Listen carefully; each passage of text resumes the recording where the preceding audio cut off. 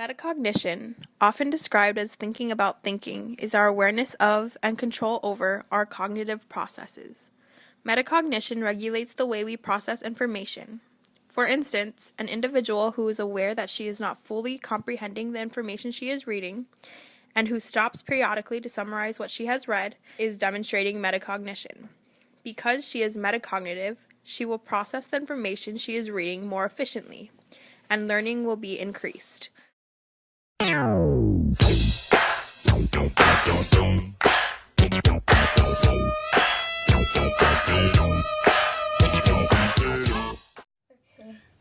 do you think your strengths and weaknesses are as a learner?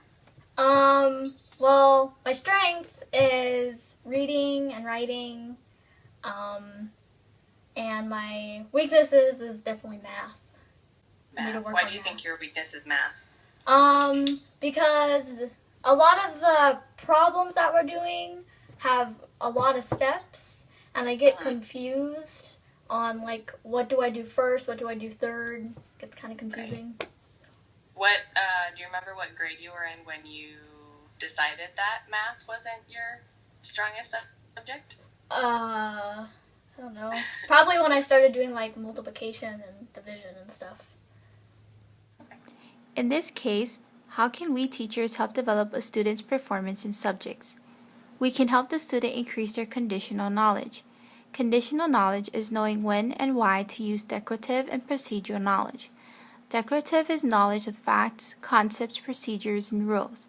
Procedural knowledge is knowledge of how to perform the task. For instance, if the student understands that in adding fractions they must have like denominators, they are showing declarative knowledge. Recognizing that he or she must find a common denominator is conditional knowledge. Accordingly, we can help the student better understand the procedures or steps required to solve a problem. Second, we can assist them with applying their knowledge on how he or she should perform those methods. As a result, they will be able to comprehend the procedures and how and where to apply them.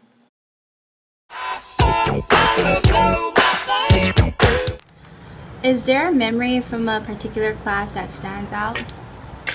Why do you remember it? I think the memory that stands out the most was back in high school when I had speech and debate class. I always thought that debate was something where you're trying to argue your point. And basically it is, but the way I was arguing was I was taking it personally, so I was pointing all my fingers at this one person instead of the topic. It stood out to me because that's when I learned that I have to open up my mind and not focus on one thing, but look at the bigger picture. And that I tie that to everything that I am now, because a lot of people in this world can be very narrow-minded, but they're not looking at the bigger picture. And that was one of the times that I realized that I could look at the bigger picture for a better idea. Do you think your teacher's approach to the topic or attitude towards you or other students had an effect on that experience or your experience? I think in that situation alone, it was more of she was paying attention to what the content of what was being said, instead of the circumstances that it was being said in. So she was kind of focusing on, you're making really good points, instead of the quality of what I'm saying and how I'm saying it. So my teacher could have done a better job, but hey, I learned from it. So how could she have done a better job? She could have paid attention to the language that we were using. I think what we were saying was, they had valid points, but it also comes across to how you say it, and that can definitely be tied into everyday life. I could say that, if I walked up to someone and I said, "Hey, I think your shirt's really ugly," that's gonna be mean. Instead, I could say something like, "Your shirt's really interesting," or something less, I don't know, not straightforward, but less harsh.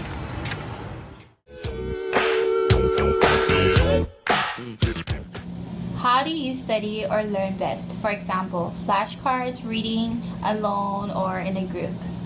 I'm more of a visual person, and when I'm writing papers, I usually have to have the room like super quiet. Like I cannot have noise going on. I wouldn't be able to focus, and I can't hear myself. So I have to hear myself for me to actually perform better.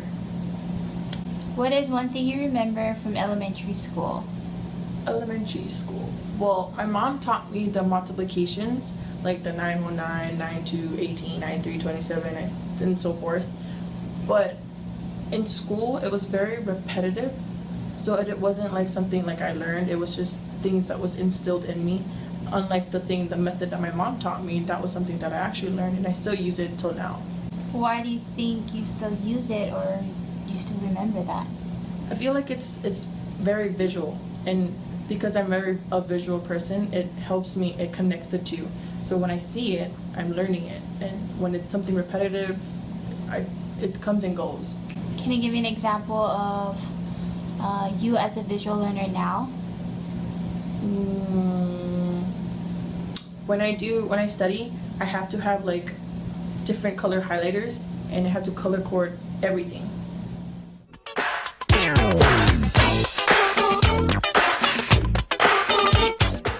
Based on the interviews, young learners' metacognitive abilities are limited, but they gradually become more strategic about their learning as they mature and gain experience. These developmental differences also appear in meta memory. Older students use advanced encoding strategies such as imagery and organization, but younger children do not. And older learners are more aware of their memory limitations, so they use lists and other external aids, while younger children don't.